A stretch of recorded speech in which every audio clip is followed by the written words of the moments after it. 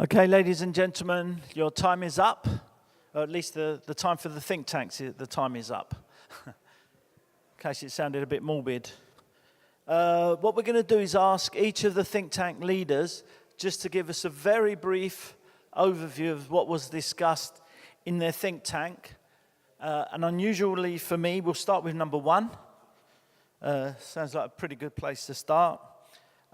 Changing dynamics of packaging in the electrification era. So over to David here from Orbis. Thank you. So we were mainly focusing on lithium batteries, which is, according to us, something that is really changing the packaging and the automotive. And the discussions were around really how can we, as packaging producer or developers, be more involved with the OEMs and help the OEMs in finding the right solution for basically having a standardized solution, which today is completely destandardized, and what basically the aim should be is to have a standardized solution that basically can support the entire supply chain from the tier to the OEMs.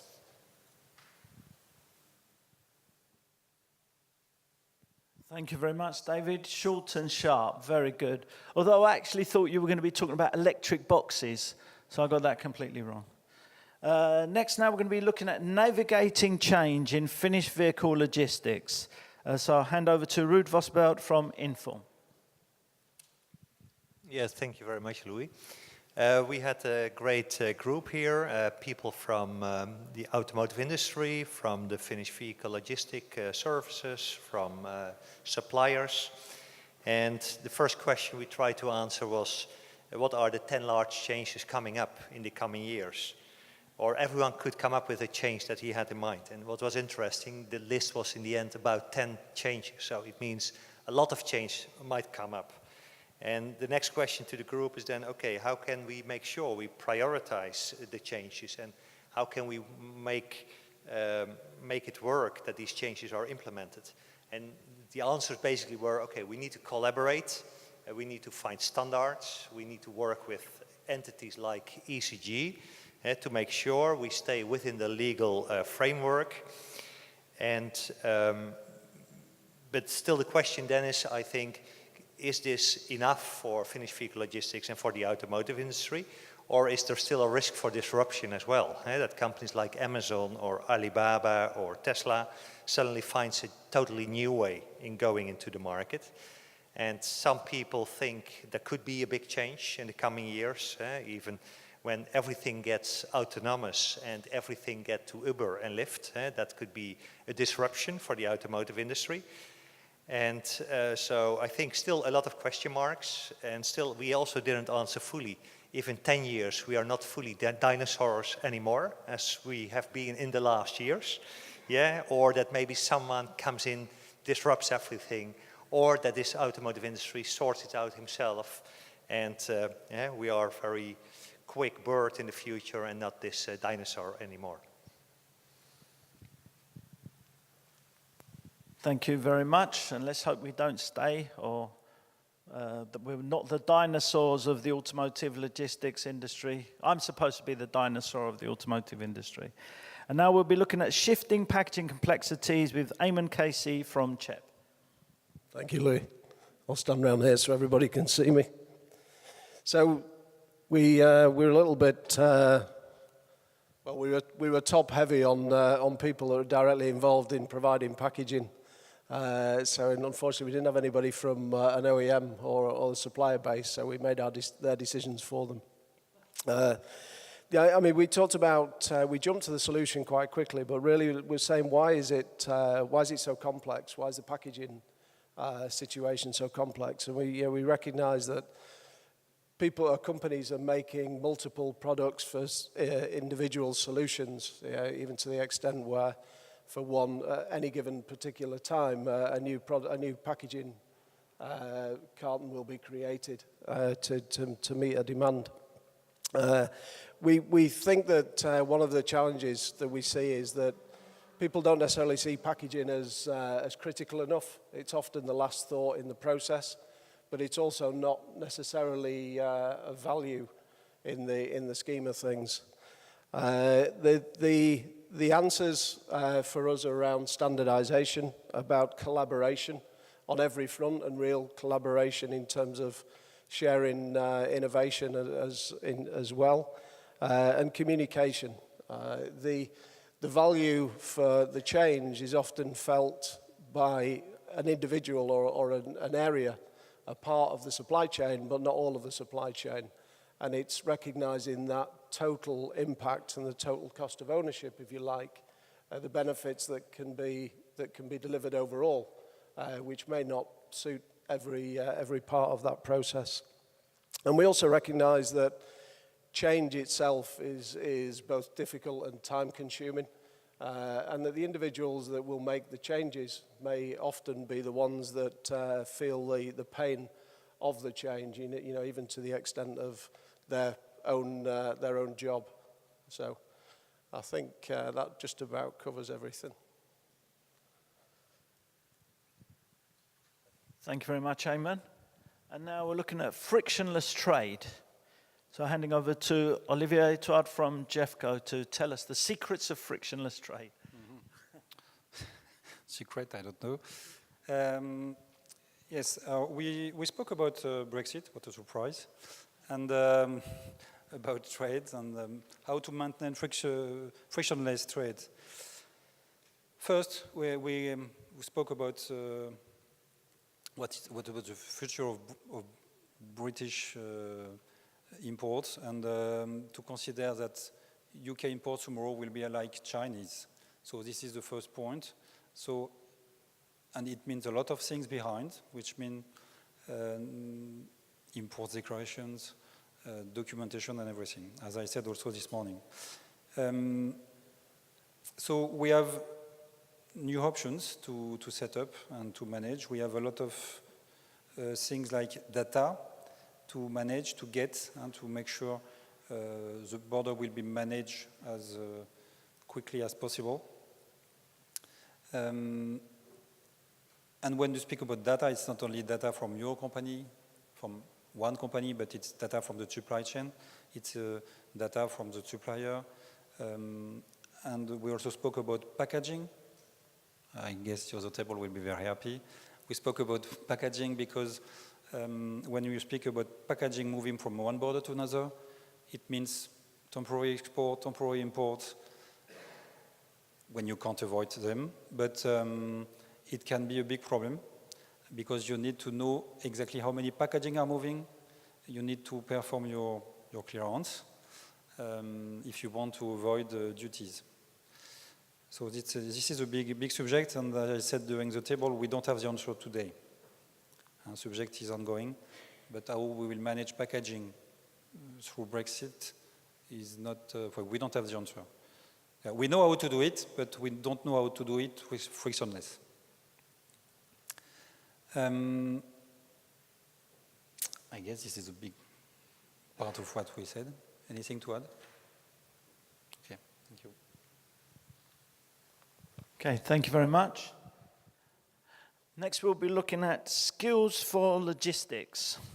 We'll be talking about securing and retaining the right talent. And it's good that this is being led by such young people, although, to be honest, nearly everyone in this room looks young to me now, which is a terrible sign, because I know how old many of you are. But let's hear about the talent discussion here. Thank you very much. Thanks. It seems the challenges are consistent. So you have problems around wage inflation in areas where their employment opportunities are similar. So we were talking about how using things like social media, analytics, digital campaigns can allow you to target a whole new generation of potential employees. We're recruiting from the same pools, which are diminishing as the industry ages. It's time to think digital, and it's time to upskill our industry so it is actually effective against competitors. Take someone like retail. They sell to young people every day. They know how to recruit from the same channels. And then we were talking about workplace environment. Securing talent and retaining talent, it kind of comes down to workplace culture, making people feel valued. We were just discussing actually how there's a lack of management, like quality management positions. and talent within that. And that means there isn't so much of a dialogue between staff about how the workplace is feeling, you know, how they're getting along, whether they feel valued. And if we improve that dialogue, that gives you the content, the data and the analytics to support your digital campaigns, to tell those stories in your workplace that will make other people want to work there, rather than just thinking in wages. And that was kind of the crux of the conversation. Thank you very much, James. Interesting discussion. Again, and as I was saying earlier, it's interesting to hear it from a young person's perspective. Talking about a young person's perspective, now we're going to please share the secrets to managing post-Brexit vehicle logistics bottlenecks. It's all solved, I understand. Yeah. Thanks for that, Louis. Well, we actually changed the title of our session from post-Brexit bottleneck management to pre- and post-Brexit bottleneck management. We had a very interesting group. We had a good mix of LSPs, OEMs, and other providers. And we looked at things like truck capacity to start with, whether cabotage might not necessarily apply post-Brexit, the fact that certain manufacturers are already doing stuff around export declarations, which is very interesting, and around truck capacity in general, which was quite a big thing. We also looked at shipping. We had discussions with shippers about how the OEMs are already talking about the need for flexibility, potentially using deep sea vessels where otherwise we'd be using short sea vessels, and also looking at things like whether different commodities would take the place of finished vehicles, and some issues around there. We also looked at things like whether the exchange rate fall would actually lead to the UK becoming less attractive market for European manufacturers, which would potentially alleviate some of the issues we've got about stock build-up anyway. And really one of the big things was that duty, which was a major concern, might not necessarily be as much of an issue as actually having the wrong vehicles produced in the first place. And given the time lag between production and actual vehicles being arriving here to sell, that potentially could, that's more of an issue. We also looked at build-ups in particular ports, Dover being one which looked like it was going to be problematic, but less so in places like Southampton.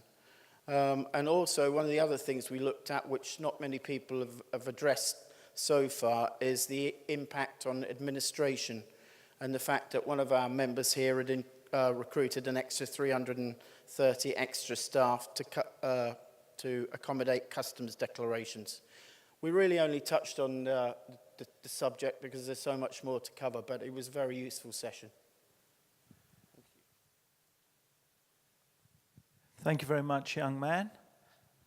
He is actually a very young man. He just looks older because he's a QPR fan, so which is understandable.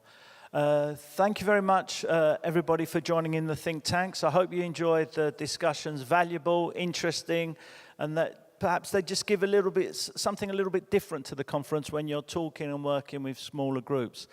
If there's anything we can do to help you continue these discussions, if any interesting points were raised, please let us know. If there's something we can cover in our editorial, that we can write about them or put them online, or start some kind of community to keep the conversations going, please let us know. We're here to be the medium of information sharing in whatever form that takes.